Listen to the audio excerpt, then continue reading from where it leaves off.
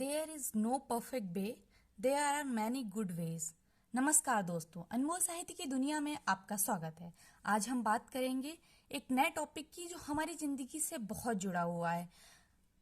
Perfection को कहे ना, कोई भी व्यक्ति परफेक्ट नहीं होता है, परफेक्ट बनने की कोशिश करता है।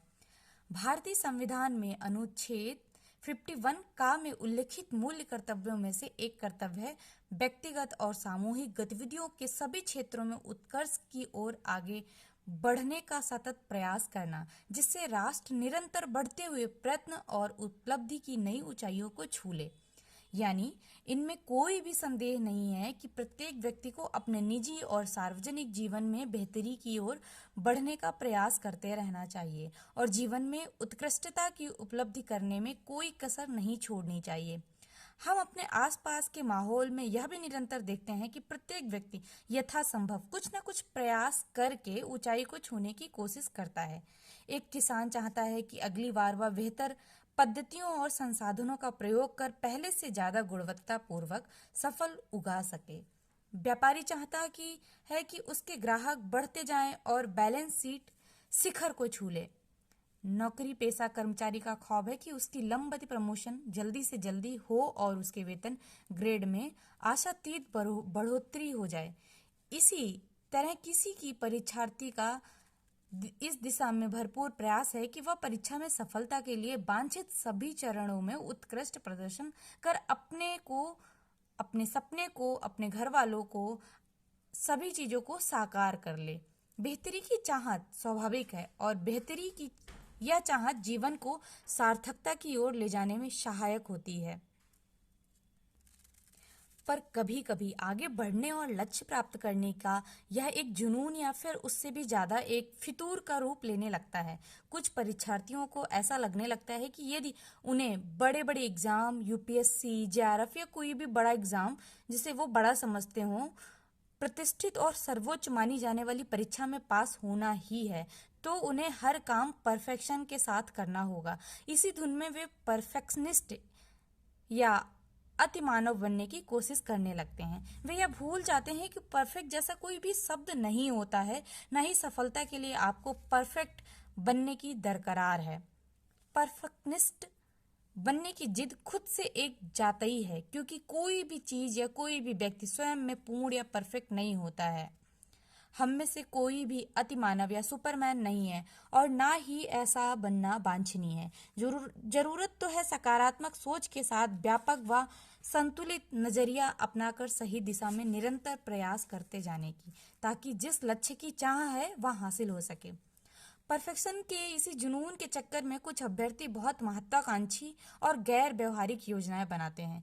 ये हवाई प्लान जमीन से कोसों दूर होने के कारण वास्तविकता में परिणत ना तो होने थे और ना ही हो पाते हैं। आपने अपने आसपास ऐसे अभ्यर्थी जरूर देखे होंगे जो प्लानिंग बहुत बड़ी बड़ी करते हैं पर लागू करने में बहुत पीछे रह जाते हैं। कभी कभी परीक्षा की तैयारी के दौरान हम परफेक्ट बनना चाहते हैं और हर चीज को बेस्ट तरीके से करना चाहते हैं, जैसे हमारा study material, coaching, test series, revision, notes, दिनचर्या, सभी कुछ सर्वश्रेष्ठ होना चाहिए, तभी हमारी बेस्ट रैंक आएगी और हम टॉप कर पाएंगे।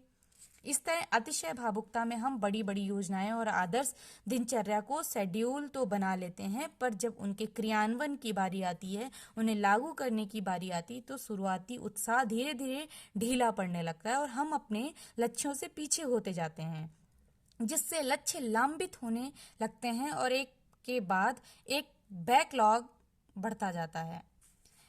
इस बैकलॉग का स्वाभाविक परिणाम धीरे धीरे कुंठा और तनाव के रूप में सामने आने लगता है और हम नाहक की परेशान और व्यग्र रहने लगते हैं। इस स्टेज में क्रोध आना, गुस्सा आना, ये सब हमारी पढ़ाई और हमारी तैयारी पर स्वाभाविक तौर पर दुष्प्रभाव डालते हैं। आदर्शवादी लक्ष्य पाना तो दूर, हम सामान्य से लक्ष्यों को पाने से खुद को अक्षम पाने लगते हैं।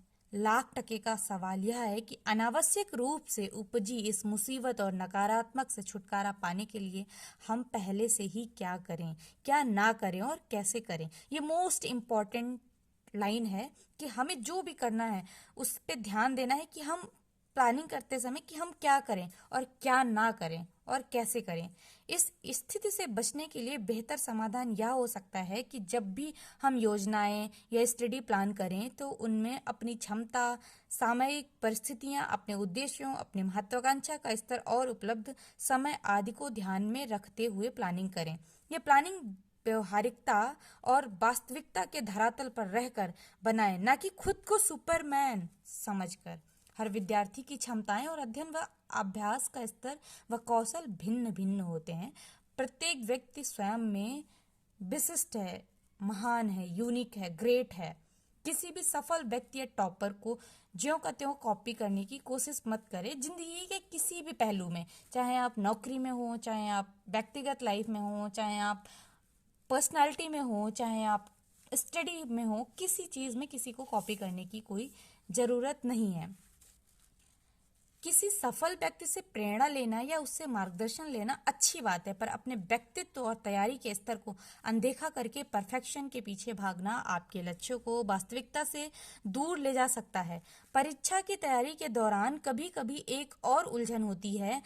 हम हर महीने नए टॉपर का इंटरव्यू पढ़ते हैं और टॉपर से प्रभावित होते हैं। वह किसी भी एग्जाम, किसी भी फील्ड में हो सकता है। यह स्वाभाविक है कि उससे प्रेरणा और मोटिवेशन लेने में कोई समस्या भी नहीं है, पर कभी कभी हम किसी व्यक्ति या टॉपर को परफेक्ट समझने के चक्कर में हम आंख बंद करके उसका अनुकरण करने लगते हैं। मेरा यही आग्रह है कि प्रेरणा लें पर अंधा अनुकरण ना करें।